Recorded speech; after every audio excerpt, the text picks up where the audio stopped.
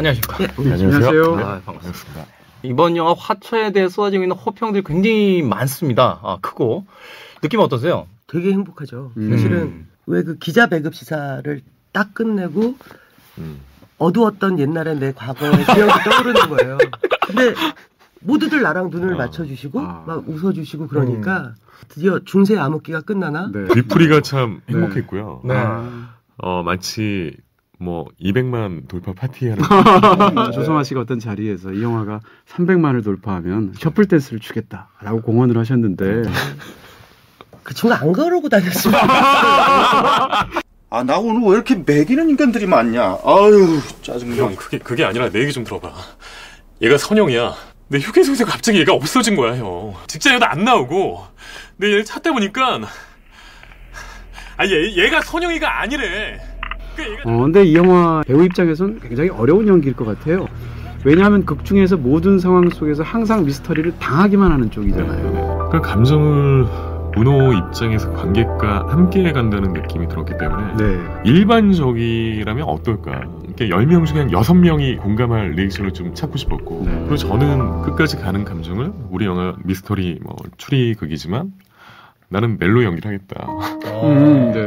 영화가 어떻게 생각하면 굉장히 차갑고 쓸쓸한 영화가 될 수도 있는데 정서적인 부분이 풍부해졌어요. 그런 부분에서 바로 이선균 씨의 어떤 캐릭터의 느낌이 있는 것 같은데. 감사합니다. 네, 저희 초반에 항상 이렇게 띄워드려요. 사실 아마 가장 많은 질문을 받는 대목 중에 하나일 텐데 굉장히 웃기기도 하고요. 극 중에서 제천을 찾아갑니다. 여자의 어떤 비밀스러운 과거를 캐려고 하는데 거기에 있는 남자가 심지어는 저기를 드러내면서 육체적으로 압박을 하는 거죠. 내가 그걸 어떻게 알아? 거기서 보면 이 인물이 얼마나 억울하고 답답하고 황당한지를 그대로 보여주시잖아요. 일단은 육체적인 압박이 생각보다 강하게 저한테 다가왔기 때문에 약간 영향이 있었고요. 그리고 이때쯤이면 좀 뭔가 폭발이 돼야 될 것 같더라고요. 근데 참 재밌는 것은 한국 남자들이 본인 스스로 너무 화가 날 때 자동차 백미러한테 주로 화를 푼다는 거예요. 가족의 탄생에서 보면 봉태규 씨가 그러고요. 그렇죠. 마더에서도 진구와 또 원빈 씨가 그러거든요. 왜냐하면 백미러가 잘 부서지면서 갈아 끼우는데도 돈 얼마 안 들거든요. 예, 저도 연기할 때 좀 차 문정도 한 번 더 치고 싶었는데 제작비 보통 그런 씬을 찍으면 카메라가 2대가 동원이 돼서 빨리 해줘야 되는데 버젓하게 한 대를 딱 갖다 놓고 백밀러를 치기 직전까지만 계속 간 거예요. 이쪽 각 가고 저쪽 각 가고. 그러니까 막판은 정말 상규 씨가 지칠 대로 지친. 그러나 백밀러는 깨지 못하는. 거기서 애드립을 했던 대사 중에 나한테 왜 이래? 근데 그게 절 보고 하는 느낌. 왜 그래 나한테! 용산 역사에서 촬영을 하셨는데 현장에서 참 어려웠을 것 같거든요. 어떠세요? 많이 어려웠고 뭔가 숨겨진 게 있군요. 아마 스태프들 모두가 시나리오에 써져 있지만 그럴 리 없을 거다. 못할 거다. 시나리오에 써져 있지만 그러진 못할 거다. 근데 어느 날 허락을 받아낸 거예요. 그때부터는 더 큰 문제가 발생하죠. 어떻게 찍지? 사람들과 하는 통제는 불가능. 언제나 우선은 이걸 찍기 위해서 빌려온 저 크고 비싼 기자재를 다 터는 게 먼저지 니들 감정 따위 중요하지 않아. 선균 씨는 20분만요. 그리고 저쪽 구석 가서 혼자 막 시뮬레이션을 하고 저희한테 주어진 시간이 촉박했고 그렇기 때문에 더 몰입했던 것 같아요. 서영 씨 저기 2007년도에 개인 파산하신 적이 있다고. 김민 씨가 연기하는 선영, 그녀가 가진 비밀이 과연 무엇일까라는 것을 끊임없이 관객들이 생각하게 되는데 정말로 적격의 캐스팅이었다라는 생각을 하게 됐거든요. 우린 알겠는 거예요. 이 친구야말로 클로즈업을 해서 얼굴이 들어가도 더 궁금해지는 코 봐라, 입 봐라, 뺨 봐라, 뭐 이런 게 엄청난 장점이구나. 따뜻함과 차가움이 공존하는 거죠. 그 변화하는 거에 감탄을 했고 앞으로 보여줄 게 너무나 많은 여배우가.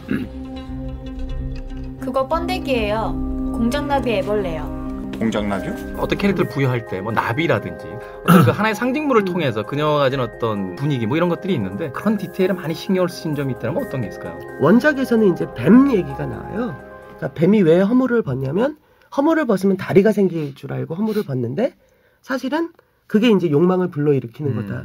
근데 그거를 대사로 쓰고 싶진 않았고 네. 고민을 하다가 만들어낸 이미지가 변이 되어지는 나비 그런 효과를 선영이한테 준 건데 네. 그리고 오블리크라 그러죠. 그러니까 네. 화면을 이렇게 약간 사선으로. 사선으로 놨다가 다시 정각으로 바꾸는 그게 이를테면 영화에서 종근의 상상인데 알고 보면 그것은 문호도 상상하고 있는 거야라든가 연동시킬 때 많이 사용을 했던 것 같아요. 그녀가 비극인데 사실은 문호의 비극이야. 너는 어때? 라고 묻거나 이럴 때 이제 그런 방식을 좀 써본다든가. 사실 이 영화를 보면서 저 개인적으로 가장 좋았던 것은 영화가 정말 힘이 넘친다는 거고요. 첫 장면부터 끝 장면까지 제가 볼 땐 잉여 씬이 하나도 없는 것 같아요. 핵심에서 한 번도 벗어나지 않는 것 같다는 거. 그러니까 좋은 의미에서 뼈로만 만든 것 같은 스릴러다 이런 느낌이 들고. 죄송합니다. 네. 느낌이요. 좀 즐겨도 되죠. 이거. 느낌이 어색하게 하면 이상해요. 또 하나 제가 굉장히 좋았던 양면 중에 하나는요. 주제를 다루는 방식 같은 거예요.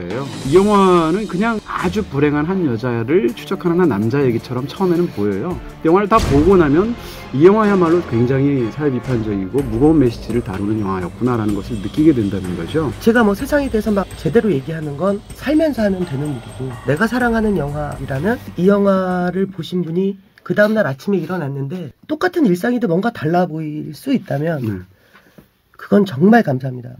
이게 앞으로 제가 계속 가고 싶은 길인 것 같아요. 네. 형, 나 그 여자 꼭 만나야 돼. 찾아 우리.